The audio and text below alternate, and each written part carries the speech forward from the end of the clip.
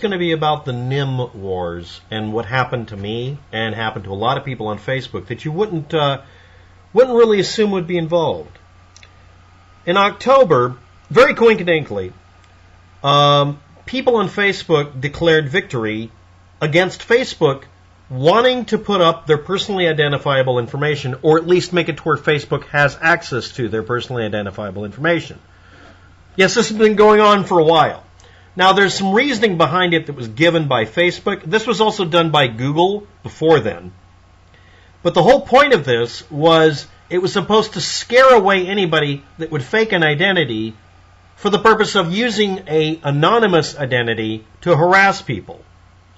But the only thing more destructive than that would be to set up an account faking being somebody and going around and doing bad actions to make them look bad. And of course, having a policy where you have to provide real names isn't really a real thing. Now, before this, everyone had to have a username that was obviously going to be an anonymous pseudonym that would be different. The idea is you weren't allowed to set up an account with an identical file name because then everybody wouldn't have separate accounts. That's how it was in the old days when you could have a limit that's very low on the number of accounts for a website. Never mind the names for the website accounts, just the physical number of them.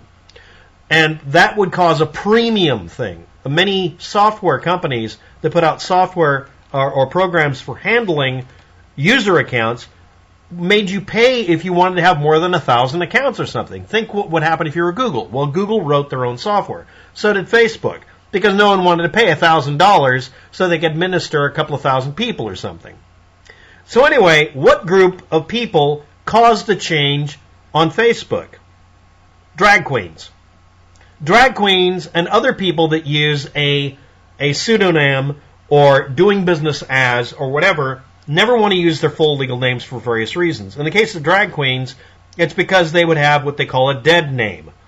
Many drag queens would adopt a stage name and have that be a lot like a business name, like an LLC. In fact, a lot of them were limited liability company incorporated businesses under a pseudonym. They're entertainers, most of them.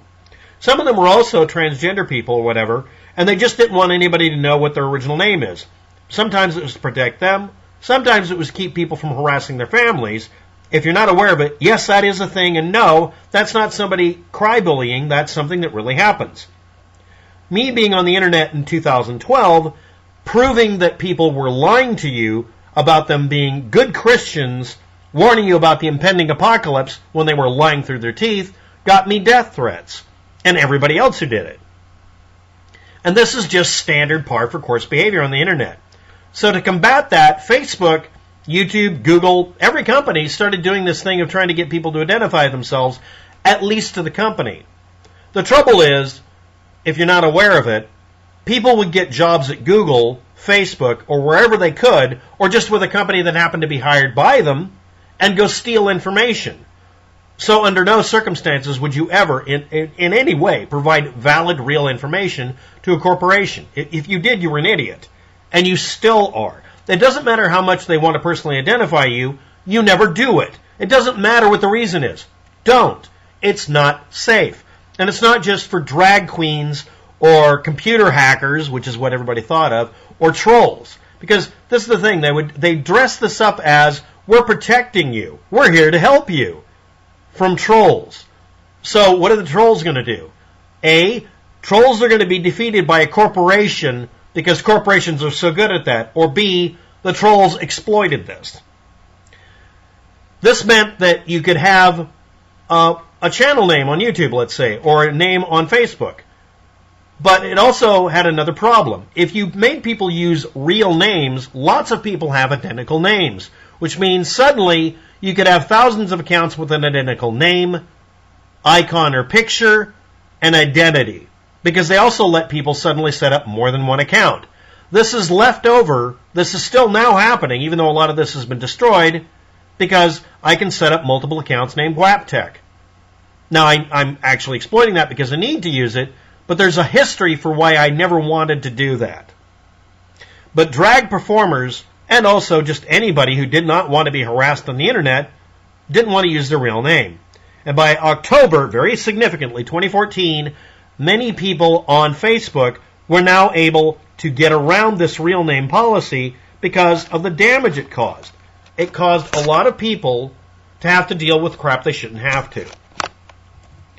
Drag performers fight Facebook's real name policy, September. And the other one was October 2014. Then we get to this one, Google, July 2014. As of yesterday afternoon, on the 14th of July 2014, you could use almost whatever name you like on Google+. And everybody knows that Google+, if you're not aware of it, was something people were forced to use. No one asked for Google+. And it was forced down people's throats. And again, they applied a real name policy. And they stuck it onto YouTube. A policy controversially grafted onto YouTube in 2012. Using their real names. Now, what is this from? The year 2012 end of the world scenario with a Mayan calendar.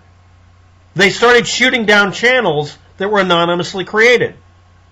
But by doing that, they enabled people to show up on YouTube or anywhere else and make copycat accounts and then do something with it. Now, this is something that's been understood since the beginning of the internet. You don't allow people to impersonate someone with authentic-looking credentials. This was a problem created by Google from 2012 to 2014. And remember, by September and October, Facebook had been forced to understand you can't do this. After passionate and at times angry pleas from various vulnerable communities, controversial real name policy has been disabled. It took them till 2015. The NIM Wars. Name given to a series of conflicts over policies mandating all users of internet communications identify themselves by legal name. Removing pseudonyms. Etc. And this is mostly about Google. But it isn't just about Google. But let's see what happened. From 2014, October 19th, to December, the Christmas present created for me, a person set up 17 accounts impersonating me, trying to damage my reputation and get others to flag me. How did he do it? 4 of these accounts were posting lewd comments concerning people's children. If you look up my channel name and look up some very old videos of people insulting me, a lot of them started in 2014, and these were people, coinkedinkly, that have been part of the Mayan calendar 2012 conspiracy theory hoax and made money off of it.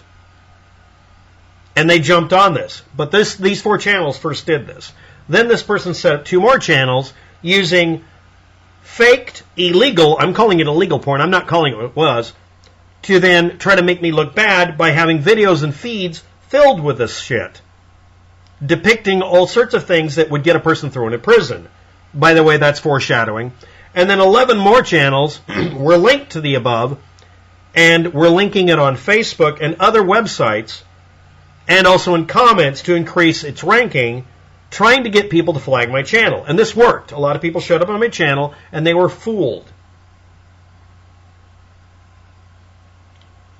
And it worked very well.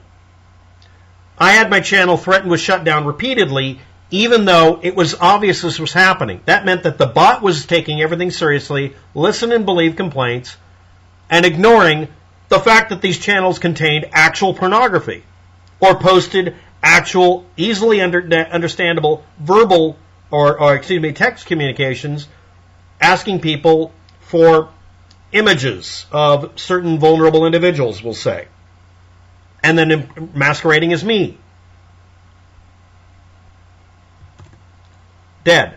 Dead channel, dead channel, dead channel, dead channel, dead channel, dead channel. It just goes on and on.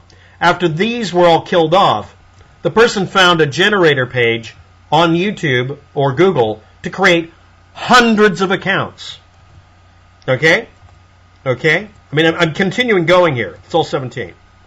As of now, when you look it up, you can find a video I did 6 years ago on Team Justify, December 21st, 2014. That's when that text was put up. Impersonator accounts impersonating me, updated 2015, and showing a whole list of them destroyed.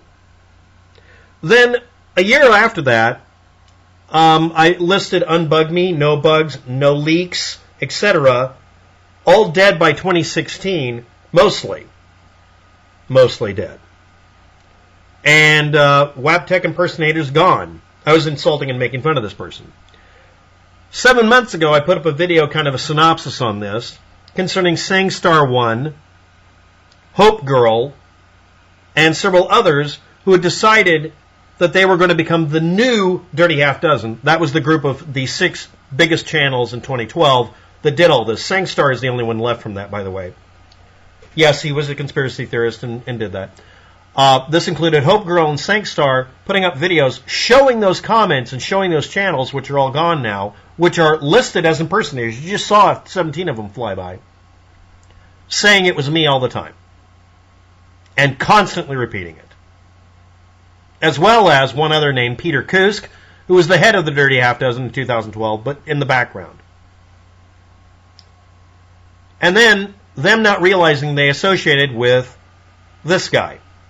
That's actually the guy who did that in 2014. Garrett J. Stark is one of the channel names he used, and I noticed that it was a human name that I could look up at the time, but I couldn't figure out what it was about. By July 2016, you may have noticed there's a kind of a timing listing here, kind of a thing. By July 2016, the guy had been thrown in prison for raping children.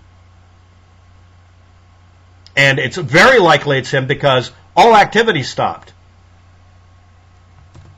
Real name policy. It's for helping you. And you're all saved by drag queens on Facebook. And it is incredibly important to realize that YouTube and Google really started pushing this, and it started getting exploited when people got ran off of other platforms for impersonation. And they went to YouTube that spent literally 2 years refusing to let you flag it.